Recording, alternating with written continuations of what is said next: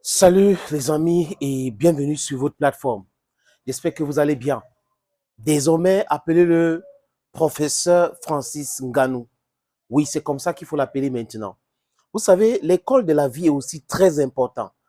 L'école conventionnelle où on va aller à la CIL ou à la maternelle, on traverse la CIL, on part au CM2 ou classe 7. À l'époque, il y avait classe 7, classe 6 aujourd'hui. On part à Form 1 ou 6e si vous voulez bien, jusqu'en terminale ou Upper 6. On a tous les diplômes qu'il faut. Après, on part à l'université, level 200, 300, 400 pour première année, deuxième année. On a sa licence, le bachelor's degree. Après, on a son master. On fait des études aussi, on publie et tout. On fait son doctorat. Les amis, c'est aussi ce cheminement que beaucoup de personnes ont choisi. Mais l'école en Afrique, avant que les Occidentaux n'arrivent, était plutôt orale. C'est vrai que l'écriture et autre chose, ça a été créé en Afrique, mais nous racontons les histoires pour que les enfants puissent comprendre.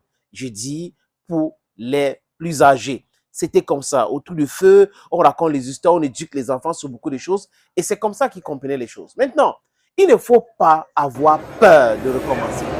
Les amis, c'est très important. Il ne faut jamais avoir peur de recommencer. Imaginez que Francis Ngannou se disait, ok, je suis parti de mon bâti natal, après Douala, et j'ai voyagé pour aller au Maroc, escalader les rues pour aller en Espagne, j'ai pris la route pour aller en France, je suis arrivé, j'étais un sans-abri, un sans-papier, et je me suis battu pour rencontrer certaines personnes qui m'ont introduit dans les associations et tout, j'ai été chargeur, et après, boum, le succès. Et là, comme j'arrive à MMA, avec cette organisation, parce que MMA, il y a beaucoup d'organisations, mais l'organisation qui est plus connue dans MMA, qui est prisée, c'est l'UFC Ultimate Fighting Championship. J'arrive là-bas, tout ce qu'on me propose, je prends parce que je suis un pauvre Africain qui vient de bâtir, je n'ai pas d'argent et j'ai une famille à nourrir et tout. Non, il n'a pas réfléchi comme ça. Ça, c'est l'esprit des défaitistes. Oh, on se contente de ce qu'on a, juste parce qu'on a peur de recommencer. Et vous ne pouvez pas réussir comme ça. Les gens qui ont peur de recommencer ne peuvent pas réussir. Sachez une chose, hein, le succès, c'est quoi? C'est la somme des échecs. Donc, si vous échouez ici, vous échouez là-bas, ça vous enseigne. Le succès, généralement, n'enseigne pas, les amis.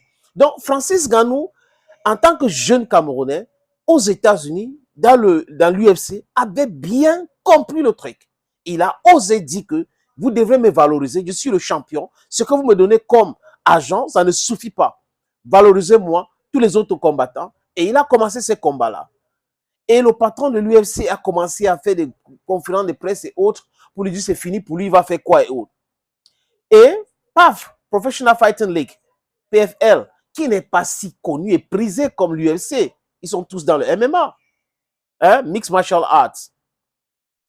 Donc, les amis, Francis Ngannou, à 37 ans, décide de faire quoi? De faire la boxe anglaise. Premier combat, Tyson Fury. Vous avez vu la haine, la détermination qui anime ce monsieur, qui l'a animé même avant et pendant ce box-là, avec Tyson Fury, qui a dit après que c'est un vrai garçon, Francis Ngannou. Et boum, il y a un autre combat avec qui? Anthony Joshua, le 8 mars prochain, qui va gagner plus de 12 milliards de francs CFA.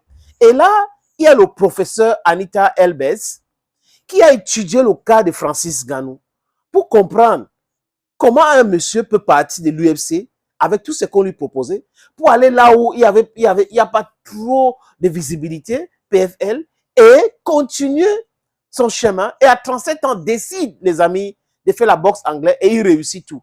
Donc, à Harvard Business School, on l'avait invité. Ce n'est pas la première fois. Cette fois-ci, il est allé encore parce que le professeur Anita Elbez a fini ses études-là, hein, comprendre le cas Francis Ngannou et le contrat et autres.